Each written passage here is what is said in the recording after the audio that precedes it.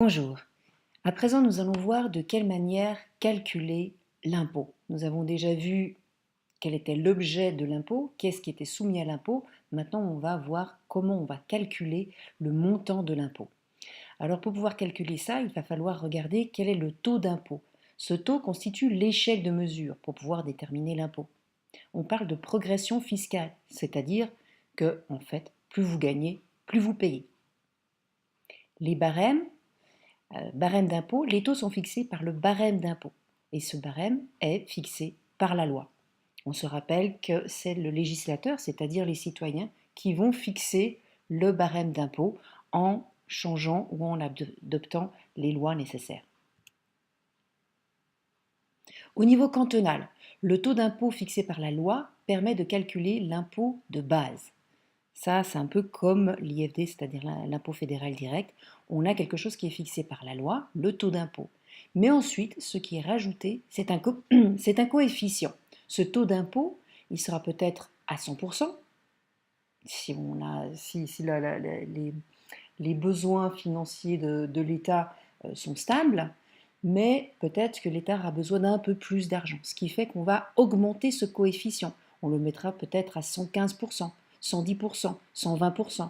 Ou peut-être, miracle, eh bien, on aura besoin de moins d'argent. Rêvez pas, c'est pas maintenant.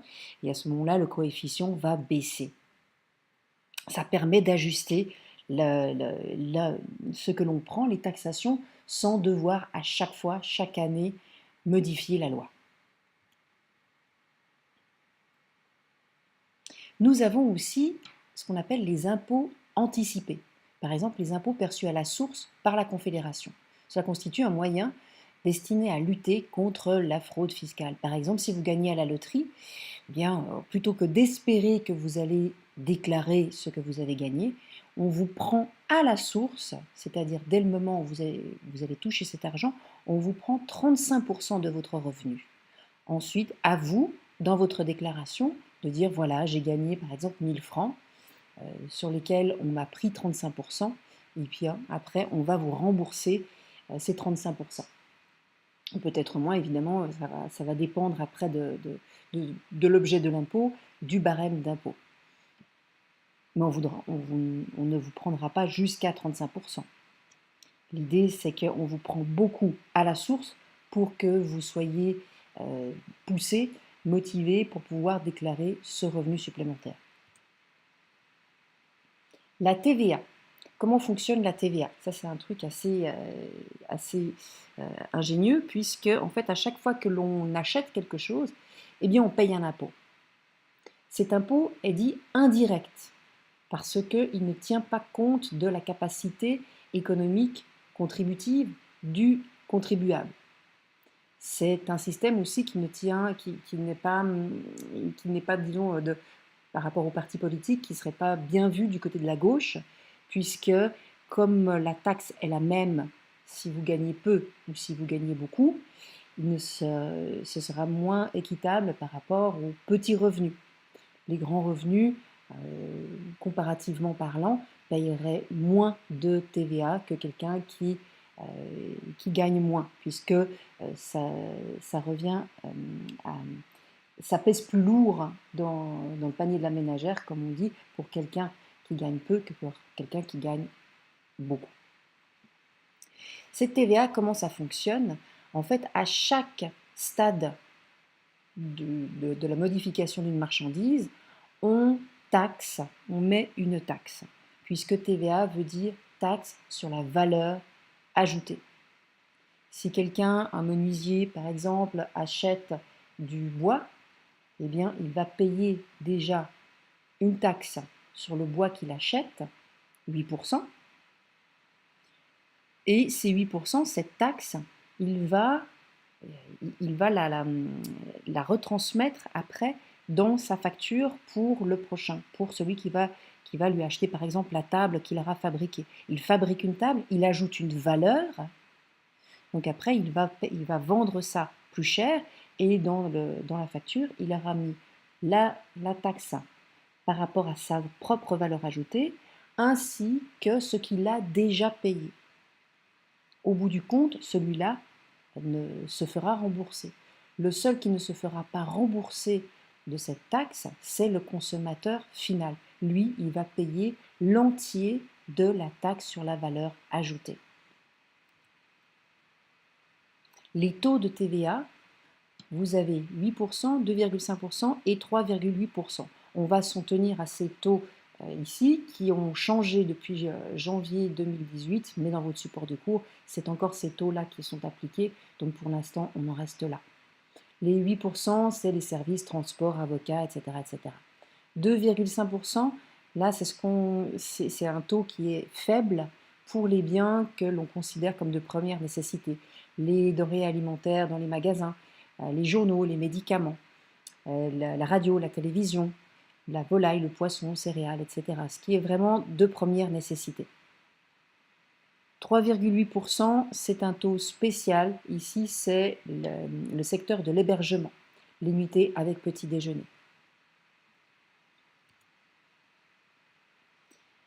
Qui est assujetti à la TVA, en d'autres termes, qui doit payer la TVA? Alors ceux qui sont assujettis à la TVA, qui sont sujets à verser la TVA, sont ceux qui exploitent une entreprise de manière permanente, même si ce n'est pas à but lucratif et quelle que soit la forme juridique. Par exemple, que ce soit une SARL, une SA, une entreprise individuelle, doivent payer la TVA. En revanche, on va laisser tomber quand ils ont un chiffre d'affaires de moins de 100 000 francs. Ça nous rappelle quelque chose, par exemple, les entreprises individuelles, vous vous rappelez que si elles ont un chiffre d'affaires brut de plus de 100 000 francs, à ce moment-là, elles doivent être inscrites au registre du commerce. En dessous, elles n'ont pas besoin. Les petites sociétés sportives ou les petites sociétés culturelles, là aussi, on laisse tomber, elles ne sont pas assujetties à la TVA. Ensuite, il y a des personnes morales qui sont exclues ou non exclues. On va voir. Alors, pour les exclus et non exclus, aucun impôt n'est prélevé par rapport à la valeur ajoutée. Une société exclue de la TVA, celle qui est exclue de la TVA, ne peut pas se faire rembourser de l'impôt préalable. Par exemple, les soins hospitaliers, là, ils sont exclus de la TVA. Et c'est une mauvaise nouvelle pour eux parce qu'ils ne peuvent pas se faire rembourser l'impôt préalable, c'est-à-dire l'impôt qu'ils ont déjà payé. Ils ont payé une taxe et ils ne peuvent après pas se faire rembourser de cette taxe. Quand on avait vu par rapport au menuisier, il achète des fournitures, il paye un impôt préalable, il paye une taxe qui ensuite il se fait rembourser quand il va revendre la table qu'il aura fabriquée avec ce bois. Pour les soins hospitaliers, ils ne peuvent pas le faire. Une société qui est exonérée, donc exonérée ce n'est pas exclu, peut se faire rembourser de l'impôt préalable. Donc là, ceux qui sont exclus ne peuvent pas se faire rembourser de l'impôt préalable. Ceux qui sont exonérés peuvent se faire rembourser de l'impôt préalable. Par exemple, les exportations. Vous exportez quelque chose, vous pouvez passer à la douane pour demander vous faire rembourser l'impôt préalable.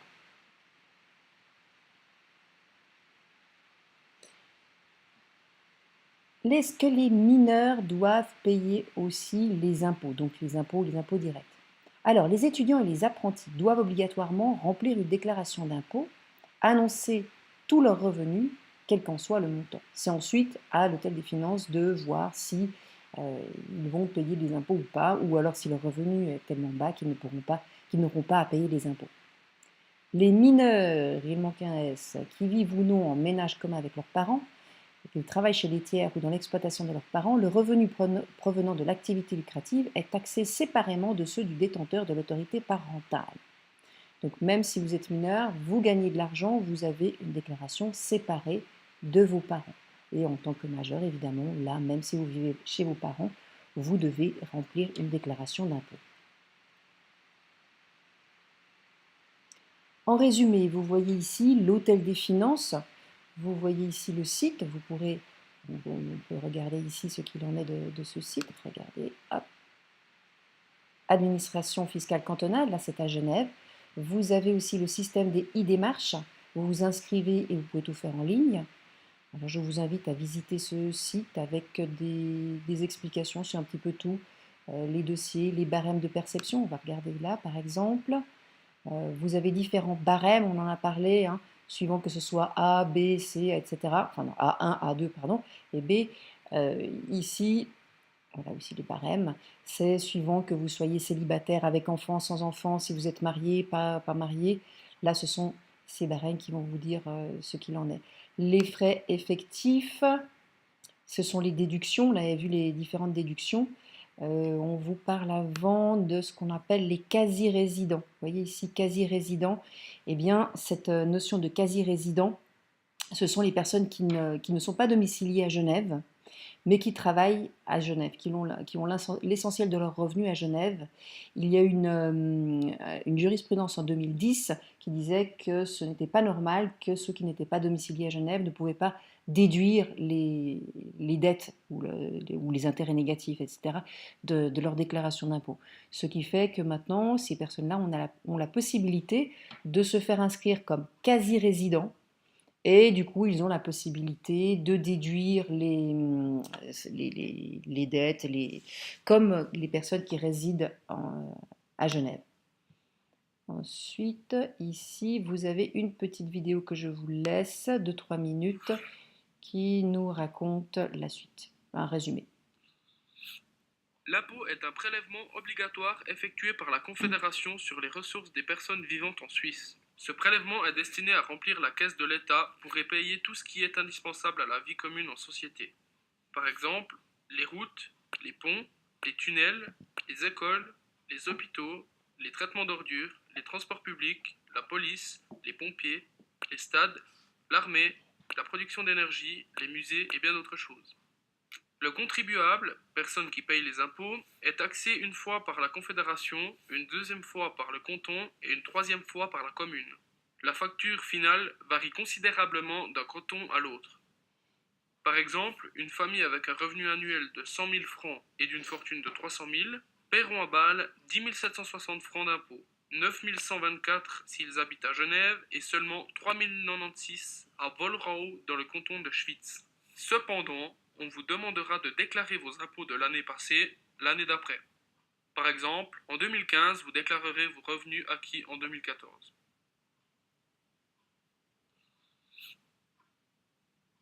Les époux déclarent leurs revenus et leur fortune dans une seule et unique déclaration d'impôt. Ils devront mentionner donc chacun leur compte bancaire, leur fortune respective, ainsi que les revenus qui ont été réalisés par chacun d'eux courant de l'année. Pour les enfants qui sont mineurs, dans ce cas-là, les revenus et la fortune doivent être déclarés dans la déclaration des parents, sauf si l'enfant a réalisé donc des revenus lucratifs, c'est-à-dire que s'il est en apprentissage et puis qu'il a des revenus, il doit dans ce cas-là remplir une déclaration d'impôt personnelle. Ce qui fait foi, c'est toujours la situation au 31 décembre. C'est-à-dire que des personnes qui se marient au courant de l'année, ils devront remplir une seule déclaration d'impôt puisqu'au 31 décembre, ils sont mariés. Ce qui est la même chose, ce qui est identique pour les personnes qui se séparent, qui divorcent courant de l'année, c'est-à-dire qu'en fin d'année, ils devront remplir 2 déclarations séparées. Il y a 3 principaux types d'impôts directs en Suisse. Les impôts sur le revenu et la fortune, les impôts sur la possession et la dépense, par exemple les impôts sur le véhicule à moteur et sur les chiens, les impôts de la consommation comme la TVA. L'impôt sur le revenu représente la plus grosse charge pour la plupart des contribuables. Le revenu imposable est le montant à partir duquel sera calculé le taux d'imposition. Le revenu imposable égale au revenu brut moins les déductions. Le revenu brut est le gain issu d'une activité salariale ou indépendante, des rentes ou retraites, ainsi que ceux issus de certains gains sur le capital comme le revenu de la fortune mobilière ou immobilière, ou pour un gain de loterie. Les déductions représentent toutes les dépenses qui ont permis l'acquisition du revenu, frais de transport professionnel par exemple. Avec un taux d'imposition maximum de 40%, la Suisse reste plutôt bien positionnée en Europe, alors que dans le monde, la moyenne des taux d'imposition sont inférieurs à 30%. Les impôts rapportent en Suisse environ 130 milliards par année, soit 62 milliards pour la Confédération, 42 milliards pour les cantons et 26 milliards pour les communes, mais cela varie d'une année à l'autre.